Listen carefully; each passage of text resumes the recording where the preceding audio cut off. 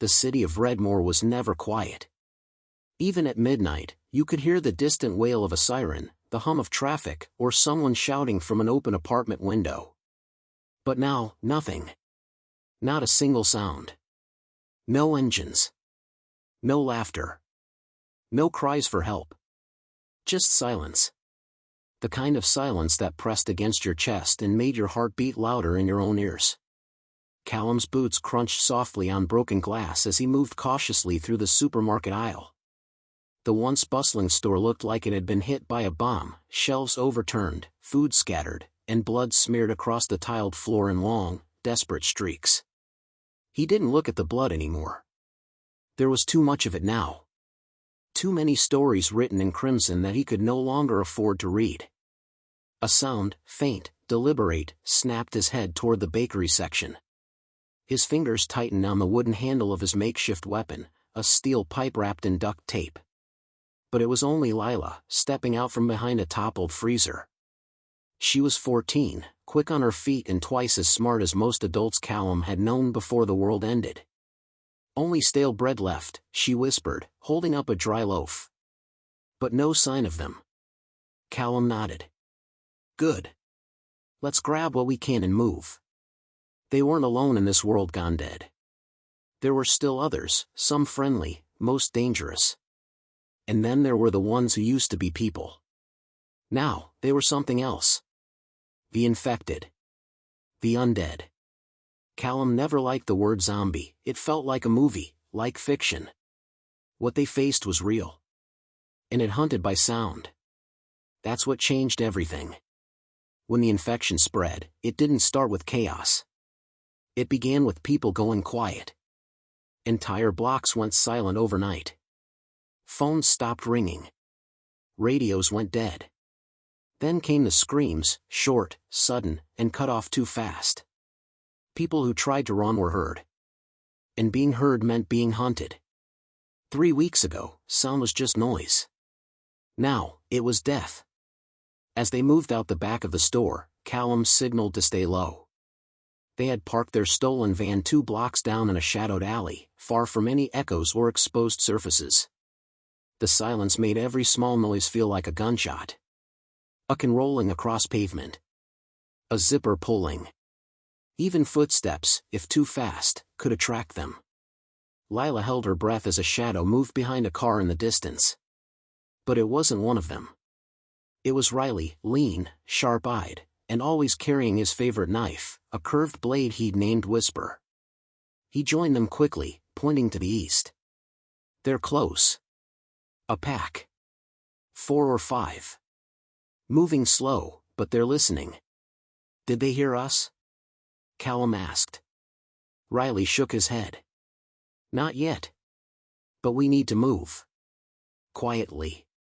They moved like ghosts, trained by necessity, not choice.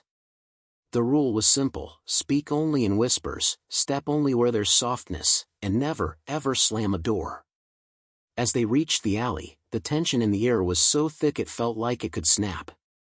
The van waited, its engine long dead, rigged instead with a push-start bike generator that took effort to spark up, but didn't make noise.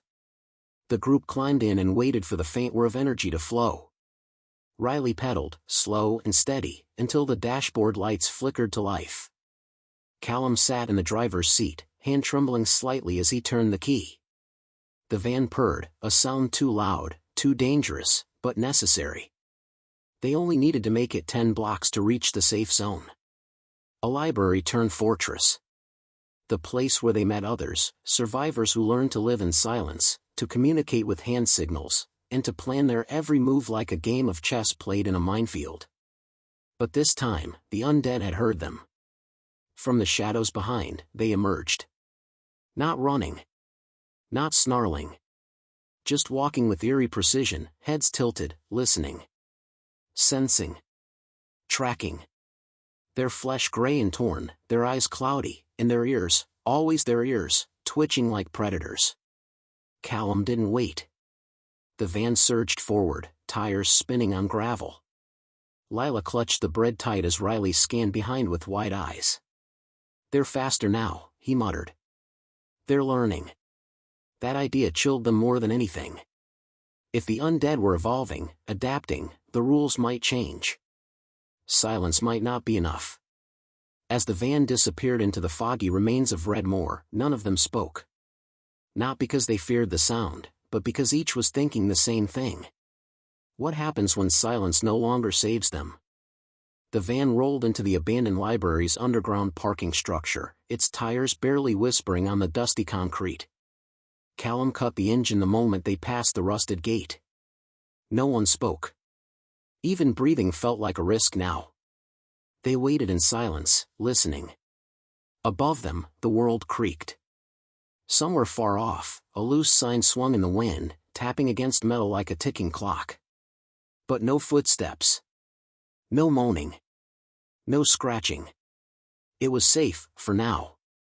Callum tapped twice on the wheel, their signal that it was clear to disembark. Lila opened the sliding door slowly, avoiding the telltale clang it always made if opened too fast. Riley was already scanning the area with his blade drawn, just in case something had slipped through the outer defenses. The library above was unlike any other survivor shelter. It wasn't chaotic. It wasn't loud. It was methodical. Every wall lined with blankets and thick padding to muffle sound. The stairs reinforced with foam, the windows blacked out, and communication done entirely through gestures and a system of hand signals developed by the group's leader, Mira. Mira had once been a music teacher. Ironically, she now lived in a world where music had become lethal. Her knowledge of acoustics helped transform the library into what it was, a soundless sanctuary. As Callum's group climbed the stairs to the main floor, Mira greeted them silently with a nod. She was in her 40s, sharp-eyed and calculating, with silver-streaked hair tied in a low bun. She pointed to the table where supplies were logged, then scribbled something on a notepad and handed it to Callum. Movement near the west entrance last night. Not ours. Possibly watching us. Could be scavengers, or something worse. Callum frowned. If someone, or something, had discovered their shelter, it meant they had left a trace. Or made a noise. He tapped twice on the page. We were careful. Quiet. Myra's jaw tensed. She turned the page and wrote. Quiet isn't enough anymore. They're adapting. You saw it, didn't you? Callum gave a slow, grim nod. The way the infected had moved, not blindly, but alert. Aware. Like they were beginning to think. Later that evening, as the group gathered for their silent planning session, tension was high. Maps were unrolled, fingers pointed. Riley traced a route to a radio tower just outside the city limits. Their goal, get it working. If they could boost a signal, a silent signal, maybe they could locate other survivor groups. Or warn others. Maybe someone had found a way to fight back. But the tower was in the red zone, an area densely packed with infected, most of whom had adapted to silence like predators born into darkness. The plan was suicide unless they could come up with something new. Then Lila, who'd been quiet even by survival standards, scribbled an idea on the back of a recipe card. If they hunt by sound, what if we give them too much sound? They all stared at the card. She underlined it. Overload their senses. Make noise elsewhere, lead them away. It was risky. They hadn't used sound as a weapon before, only avoided it. But if Lila was right, they could set traps. Noise bombs. Timed distractions. Anything to draw the infected in one direction while the group moved in another. Mira raised an eyebrow, then nodded slowly. It was the start of something new. The group divided into pairs. Callum with Riley. Lila with Mira. Others would stay behind to guard the shelter. Over the next 24 hours, they'd build crude noise emitters using car batteries, speakers, and timers, most scavenged from old alarm systems and radios. They'd plant them on rooftops, in dead cars, anywhere the infected might hear them and follow. If it worked, it could change everything. But the silence, their old safety, was now their greatest risk. It had made them predictable. It had given the infected all the power. Now, it was time to fight back with the very thing they feared most. Sound. As night fell and the group prepared for their first mission, Mira scribbled one final message before extinguishing the lantern light. At 3 a.m., the world felt even more dead than usual. The air was thick with fog, muffling distant sounds, blurring the edges of buildings that once stood tall and proud. Now, they leaned like broken bones, scattered across the red zone, a decaying district of factories, parking garages, and lifeless homes where the infected gathered in clusters, resting or roaming silently. Callum crouched behind the burnout shell of a delivery truck, Riley beside him, both wearing black to blend with the night. In Callum's hand was a small black box, their first noise trap. Inside, a car alarm rigged to a timer. If everything went right, it would blast out a piercing wail and draw the infected toward it like moths to fire. Timer's set, Callum whispered, barely moving his lips. Riley nodded, eyes locked on the alley ahead. 5 minutes. Let's be ghosts.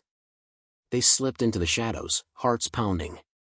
Every step was calculated, avoid loose gravel, step on grass or rubber, pause at every corner. The infected weren't fast, but they were alert now, always listening. Their behavior had shifted in recent days, more coordination, less aimless wandering. It was like they were evolving as a species, not just decaying husks. Behind them, the trap ticked. Tick. Tick. Tick. Lila and Mira, 2 blocks west, were also setting up. Their target was a collapsed rooftop near a collapsed train station, a known nesting zone. Mira had seen them gather there at dusk, sitting motionless, as if in sleep. But sleep didn't mean safety, it meant silence. At the wrong moment, even a sneeze could turn that nest into a death trap. Lila rigged her noise bomb to a scavenged walkie-talkie, set to max volume and tuned to static. One spark from the battery, and the device would screech like radio hell. She gave Mira a thumbs up. The countdown began. Back in the alley, Callum and Riley were already 4 blocks away, climbing into the upper floor of a half-destroyed office building to observe what would happen next. Riley raised his binoculars, Callum checked his watch. 10 seconds, Callum breathed.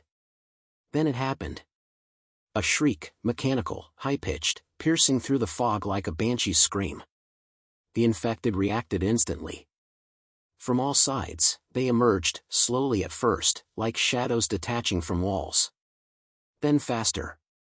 Not running, not mindless. But with purpose. Dozens. Maybe more. Drawn toward the sound with terrifying precision. They didn't groan. They didn't moan. They moved like predators. Callum watched them flood the alley. It's working. Riley narrowed his eyes. Too well. Farther down the street, Lila's trap activated. A pulse of static ripped through the air. Another wave of the undead peeled away from the station ruins and staggered toward it. Mira and Lila were already retreating, ducking through a sewer hatch they had pried open earlier. Mira had mapped every street and tunnel like a battlefield commander. Escape routes. Backup plans. Silent zones. If even one plan failed, they'd be overrun. Callum and Riley waited until the main horde had passed, then bolted down the stairwell.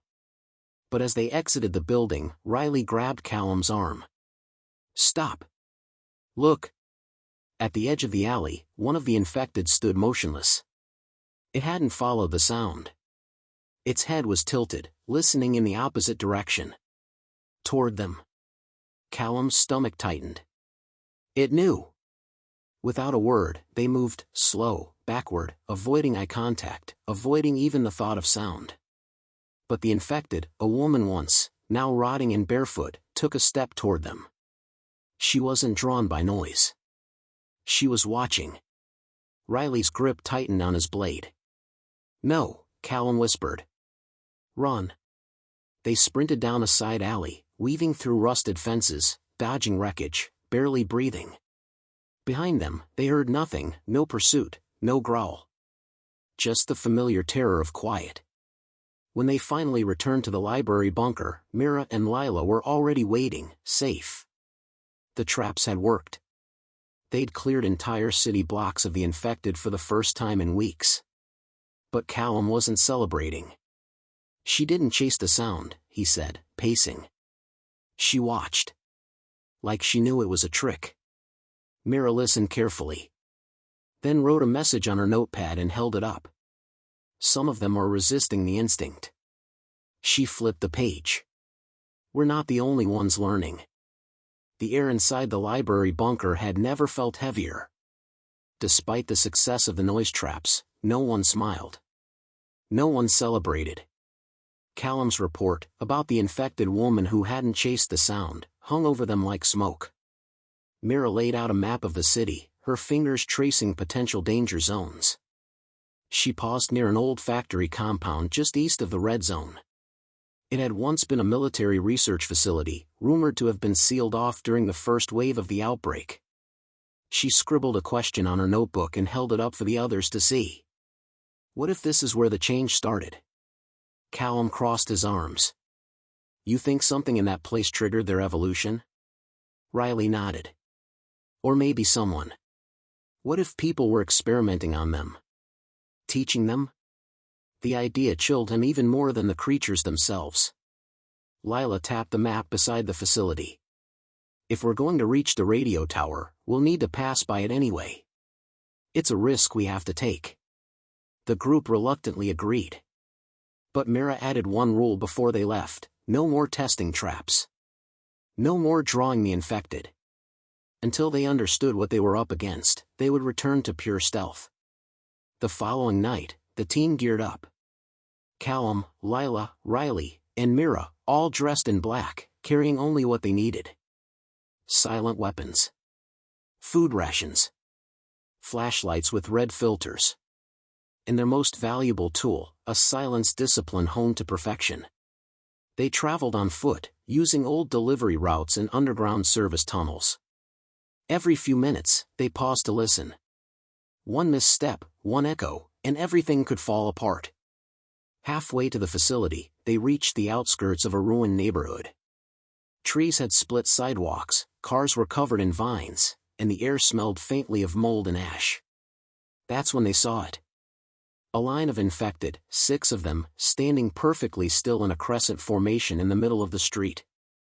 Not moving. Not moaning. Just waiting. The group froze behind a collapsed wall. Lila mouthed, "Traps?" Callum shook his head. "No. Look at their eyes." The infected weren't blank like before. Their eyes tracked the wind. Their heads moved toward distant sounds. One of them knelt and put its hand to the ground, feeling vibrations like an animal sensing movement. Mira tapped 3 fingers on her wrist, their signal for retreat. But as they turned to leave, Riley slipped on a metal pipe. The clink was barely audible. But it was enough. The closest infected snapped its head toward them instantly. Its mouth opened, but it didn't growl. Instead, it signaled the others with a guttural click, short, sharp, and deliberate. "They're communicating," Callum whispered. The group ran. Not just away, through. They barreled through abandoned homes, shoving broken doors open, diving through shattered windows. Behind them, the infected didn't just chase, they flanked. One moved through an alley. Another tried to cut them off at the next intersection. Their silence made them worse than any beast. "This way," Mira hissed, leading them into a collapsed school building. The floor had partially caved in, revealing a crawlspace beneath. They dropped one by one into the narrow, dark passage. Breathing hard. Sweating. Listening. Outside, the infected stopped. They didn't enter. They paced around the building, sniffing, clicking to each other like bats. Then slowly, they moved away. Hours passed before anyone dared speak again. "They're not just smarter," Riley said finally. "They're hunting us now." Callum looked to Mira. "If they're organized, they'll find the bunker." Mira didn't speak. She didn't have to. The bunker wasn't safe anymore. As dawn crept into the sky, red and raw, the group reached the outer fence of the abandoned research facility. Rusted barbed wire surrounded the perimeter, and the buildings inside were cracked and crumbling, but some lights still flickered inside. "There's still power," Lila whispered. That meant someone, or something, was keeping it alive. They exchanged a glance. If answers existed, they were inside. And the undead might not be the only threat waiting for them. The gate creaked as Callum pried it open, rust flaking off like dead skin. The chain-link fence surrounding the research facility was more for keeping things in than out, at least, that's how it felt as the survivors stepped into the forgotten grounds. Inside the perimeter, weeds grew through every crack, wrapping around posts and stairwells like nature trying to suffocate the building's dark past. The windows were shattered, yet lights glowed faintly from within, flickering as if struggling to stay alive. No birds. No insects. No wind. Only silence. The team moved with deliberate caution. Callum led, machete drawn. Lila covered the rear with her silent crossbow. Mira followed the map etched into her mind, directing them toward the facility's underground lab wing, the only area rumored to have backup power. Riley brushed his hand across a sign half buried in vines. Level 3 BIO containment. Authorized personnel only. He whispered, whatever they were doing here, it wasn't legal. A heavy steel door blocked their path. It was locked electronically, but Mira knelt beside the panel and popped the cover off. She reached into her bag, pulling out a salvaged battery and a handful of wires. After a few tense moments of tinkering, the panel sparked, and the lock released with a hiss. The door opened. And the smell hit them. Rot. Chemicals. Burned hair. It was a mix that burned their throats and made their eyes water. But it was what they saw that froze them. Rows of glass chambers lined the walls, many shattered, some still fogged over. Inside a few remained desiccated corpses, no longer human, no longer whole. Limbs twisted. Spines elongated. One of them had 2 sets of eyes. Myra's hand trembled as she wrote. These weren't accidents. They were testing mutations. A terminal in the corner blinked weakly. Callum approached, brushing dust off the screen. Somehow, the system still had partial power. A corrupted login screen gave way to audio logs, most of them damaged or missing. He played the clearest one available. Subject 9 has responded to auditory triggers at an advanced level. Recognition patterns increasing. Cognitive response, unlike anything we've seen. Is this evolution or manipulation? I fear we've gone too far. Click. Another log played automatically. Some subjects no longer react to noise. They anticipate it. One mimicked a technician's footstep pattern yesterday. We thought it was coincidence. It wasn't. The log ended in static. Riley turned pale. They were training them. Lila shook her head, stepping back. No. They were trying to control them. And they lost. Callum scrolled through the remaining logs. One folder stood out. Protocol 0. Mira clicked it open. Inside was a final warning. If the smart ones breach containment, initiate citywide evacuation. They will multiply. They will lead the rest. And once they start thinking, the world as we know it ends. Suddenly, a sound. Soft. Deliberate. A single clink, like metal tapping on metal. Everyone froze. Callum raised his weapon. Riley signaled for silence. A figure stepped into view from the hallway. Not staggering. Not mindless. Tall. Barefoot. Covered in scars and remnants of what used to be a medical uniform. Its head tilted, observing them. Then it did something none of them expected. It smiled. Mira instinctively stepped back, bumping into one of the old monitors. The crash echoed. The creature's smile widened. Then, it raised one finger, and shushed them. SHHHH. The survivors bolted. Down the corridor, up the stairwell, toward the daylight seeping in through the cracked entryway.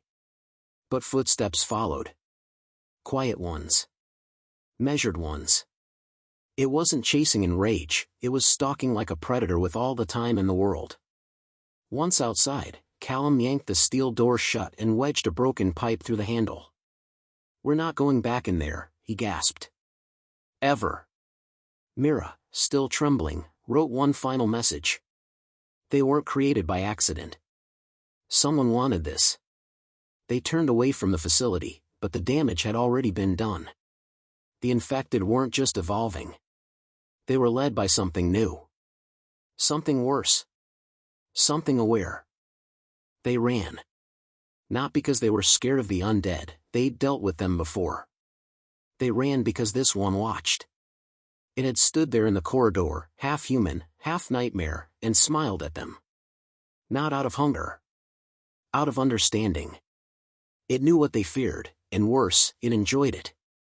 For the first time since the outbreak began, Callum couldn't tell if they were being hunted by a monster or a man who had become something much more dangerous. The team moved through alleys and collapsed roads, their breaths sharp and quick. The radio tower loomed in the distance, a skeleton against the sky, their final hope for warning others. But the silence was no longer their ally. Because now, he could use it too. "Do you think it's following us?" Riley whispered as they ducked behind an overturned truck. Lila scanned the rooftops. "Not if." "Where?" Mira held up her notebook. "It doesn't need to chase. It's observing." The ground beneath them was no longer safe. Every shadow felt alive. Every corner, a trap. The creature was methodical, like it was learning their patterns. Halfway to the tower, they passed through a construction site. Scaffolding, broken concrete, and rusted machinery created a maze of hiding spots. Lila paused near a cement mixer and caught movement, a brief shimmer of motion. Nothing. She turned her head, and a single pebble rolled toward her. No sound. Just motion. She raised her crossbow and fired on instinct. The arrow struck nothing, but from the distance, a low click answered. 3 clicks. Then silence. Callum spun around. "It's marking us. Tracking us with signals. Like sonar. Like a language. The same signals used in the facility." The smarter infected weren't acting randomly anymore, they had tactics. Suddenly, Riley yelped. "It's here!" From the shadow of a crane, the infected emerged, the same one. Still smiling. Its arms hung loose, head cocked as if amused. It didn't charge. Instead, it tossed something to the ground. An old radio, cracked, barely functional. Then, it spoke. Its voice was rough, broken, like dragging glass across concrete. But the words were clear. "Callum. Mira. You talk too much," without saying anything. Callum's blood turned to ice. It had learned their names. The team didn't wait. They fled the site, hearts racing. Every step echoed too loudly. Every breath risked detection. The creature didn't follow at full speed, it was walking, slow, calm, confident it would find them again. It was no longer just a monster. It was a hunter with a memory. As night fell, they reached the lower structure of the radio tower. The place was ancient, a rusted spire surrounded by decayed equipment and shattered dishes. But the main panel, protected beneath layers of concrete, still had power. Mira got to work, rewiring what she could. Callum and Riley took shifts watching the perimeter. Lila searched for an access panel to the signal boosters. Then they heard it again. 3 clicks. But this time, they didn't panic. Callum whispered, "It's playing with us. It thinks we'll make a mistake." "We won't," Mira signed back. The signal burst from the tower minutes later, a repeating message, sent on every possible emergency frequency. To anyone still alive, the infected are learning. They are watching. If you can hear this, do not trust silence. It no longer belongs to us. They had done it. The warning was out. But just as relief started to settle, Riley spotted something on the edge of the ruins, a figure standing at the tree line, still, unblinking. It didn't attack. It raised a hand. Not in threat, in acknowledgement. It had let them send the message. Mira wrote.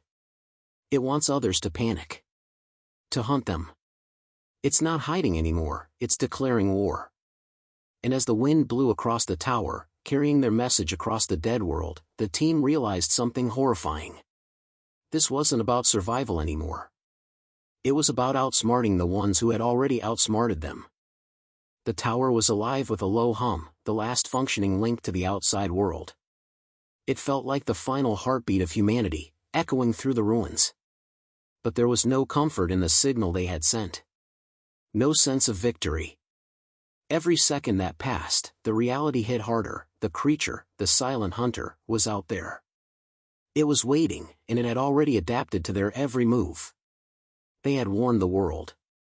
But now, the world was coming for them. Callum paced back and forth near the base of the tower, scanning the darkened landscape. The wind had picked up, rattling the broken windows and tossing debris into the streets. Every shadow felt like it was alive, and every sound, even the wind, made their muscles tense, ready to react. We've got maybe an hour before they reach us, Riley said, wiping his face with his sleeve. The fear was real in his eyes, but he held it together. For now. Mira nodded. We won't make it to the next city. Not with the way they're hunting us. It's only a matter of time before the silent ones find us. Lila stepped forward. Then we make our stand here. Here? Callum asked, incredulous. With what? We're sitting ducks. We have no escape route left. But Lila's gaze was fixed, determined. We've got the tower. We've got the signal. And we've got each other. We're not running anymore. She was right. The radio tower was the key, not just for them, but for everyone else still out there. If they could hold the ground, if they could buy enough time, maybe humanity would stand a chance. But the hunter wasn't going to let that happen. The first signs came in the form of subtle noises, soft clicks, like the beat of a drum, rhythmically approaching. The silence of the world had turned into a war drum. The smart ones were close. Callum tightened his grip on his machete. Stay sharp. They're coming. Then, through the cracks in the broken walls, they saw it. A silhouette emerged from the darkness, standing still in the shadows. The creature. No longer hiding. It stepped forward, its smile wide and unsettling, but its eyes cold and calculating. It wasn't alone. Behind it, more shadows. More of them. The others, the smarter ones. The leaders. The ones who had learned. Callum's heart pounded. It's time. The team positioned themselves around the tower's base. Mira climbed to the lower observation deck, her fingers flying over the broken communications equipment, adjusting wires, trying to keep the signal going. Riley and Lila moved to the side, weapons raised, waiting for the inevitable assault. And then it came. The first click was louder than the rest, followed by the sharp scraping of metal on stone. A figure darted across the open ground, but it didn't charge. It circled. It moved like it was testing them, gauging their responses. The creature that led them stepped forward, still unhurried, still calculating. It raised its hand again, not to strike, but to command. The smart ones didn't attack immediately. They waited. They listened. And then, as if on cue, they surged forward, faster than expected. Riley fired first, his crossbow bolt thudding into the chest of one of the oncoming infected. It didn't stop. It didn't even flinch. Instead, it simply adjusted its path and kept coming. The group fought fiercely, retreating up the tower's steps as the creatures followed, unrelenting. Each time they thought they had gained ground, another click from the hunters signaled the next wave. They were outnumbered, and their movements were becoming slower. As they reached the top of the tower, Mira shouted, "We can't hold them off forever. The signal's weak." Callum turned to face her. We don't need to hold them off. We just need to make them think we're fighting. Lila's eyes widened in realization. You're going to sacrifice yourself. Callum nodded grimly. I'll draw them away. Keep the signal up. Don't let them take this tower. No! Riley shouted. There's got to be another way. But Callum pushed him back, his voice steady but heavy. This is it. The world needs hope. You need to get the signal out to the rest of the survivors. I'll buy you the time. Without another word, he sprinted back down the stairs toward the wave of infected. He shouted, taunting them, drawing their attention away from the tower. For a moment, everything seemed to freeze. The creature, the leader, stepped forward, eyes locking with Callum's, as if it understood his sacrifice. Then, with a single command, the hunter gave chase. Callum ran, weaving between debris and wreckage, drawing the infected into the ruins of the old city. His legs burned, but he didn't stop. He couldn't stop. The last thing he saw was the shadow of the leader moving toward him, its silent clicks echoing louder and louder until they swallowed him whole. Back at the tower, Mira worked feverishly to stabilize the transmission, holding the radio signal long enough to send the final message out into the world. And then it came, the clear, unmistakable sound of static. The world would hear it. The survivors would know. Epilogue, the silence after the storm. It was over. For now. The tower stood, a symbol of humanity's last defiant stand. And as the broadcast continued, it was the final warning: the infected had evolved. They were hunting with purpose. And now, there was no more silence. But somewhere in the distance, on the broken landscape, a faint click echoed. The war was not over. This concludes Trapped in a World Gone Silent: How Survivors Outsmarted the Undead Threat. A new world awaits, and the survivors have made their choice. Would you like to start another story or dive deeper into any specific part of this one?